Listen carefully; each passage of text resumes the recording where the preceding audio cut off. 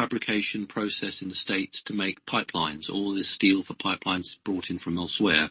So someone has got to set up a factory in the United States to build pipeline. That's not really going to happen very quickly, is it? So it's a very clever move to kick the situation into the long grass, and basically the courts will have to decide it. So that's the fact. That's the situation there is.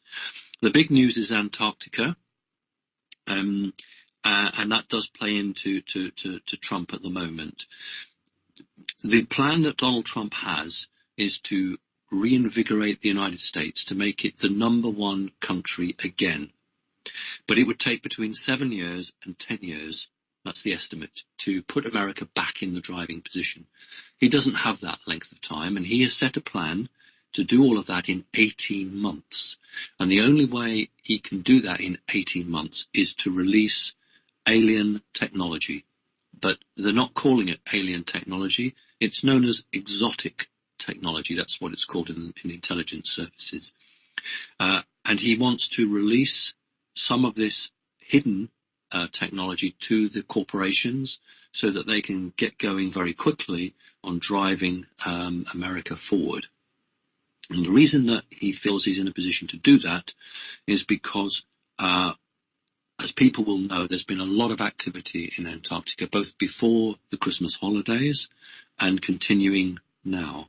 There's going to be a release of it's very ancient technology, but it's very new because the concept of that technology has not been appreciated on the planet. That is going to be released to the American government very soon. That means that the exotic technologies that the Americans already hold, in comparison, will be outdated. It is those technologies that they're going to give to their friends in corporate America to start the process of making the states successful again. Running up to the Christmas holiday, we had the Pope visit Antarctica. We had Buzz Aldrin. We had the Vice President from the old administration, all attempting to try and come to an arrangement, a deal.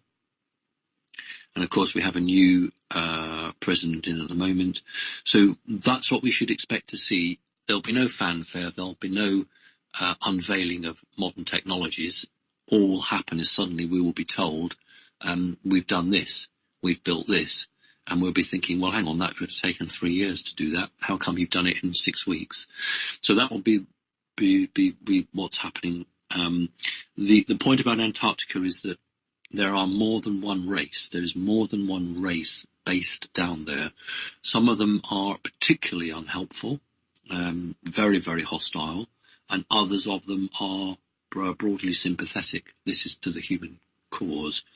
So it wasn't just simply going around, sitting around a table. There were a number of these meetings that had to occur, but there was one meeting, to my knowledge, where everybody, regardless of their position, in terms of whether they were friend or foe, actually attended that meeting. So there was one meeting where everyone sat around the table, and that's where this has come from.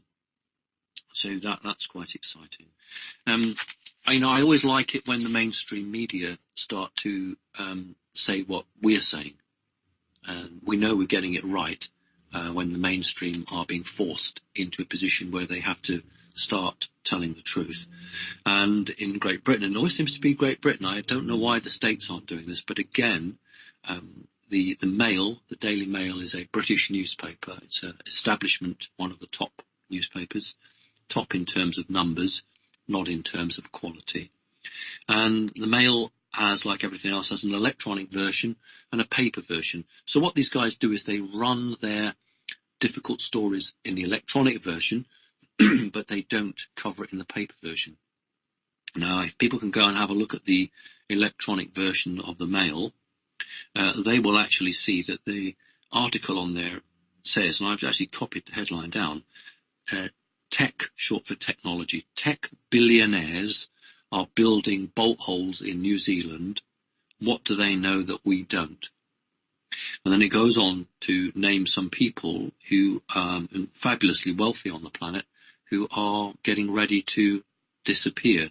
Now, one name that people may know is Peter Thiel, or Thiel, depending how you want to pronounce his name.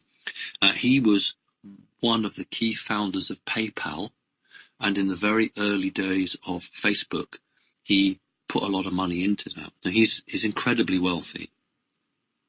And he actually supported Donald Trump during the presidential election because the Clintons had turned against him.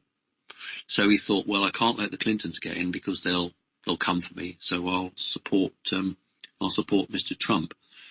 Now, what Peter Thiel has done is he's bought 477 acres of land or real estate in New Zealand. This is where the Lord of the Rings and the Hobbit films were, so it's near that area.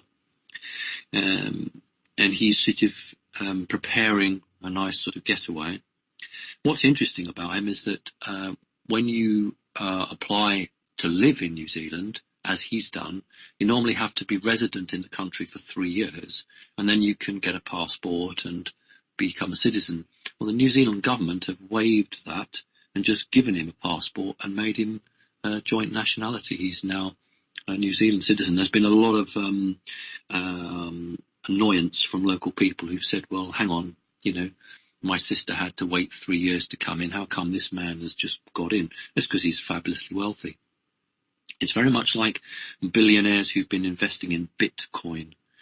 There will be a time when countries just want these people living in their borders. If there's an individual who's got huge amounts of money in electronic Bitcoin, which will not devalue in the same way that currency will, then countries are fighting now over trying to entice these people to come and live in their borders. And that's taking place as well.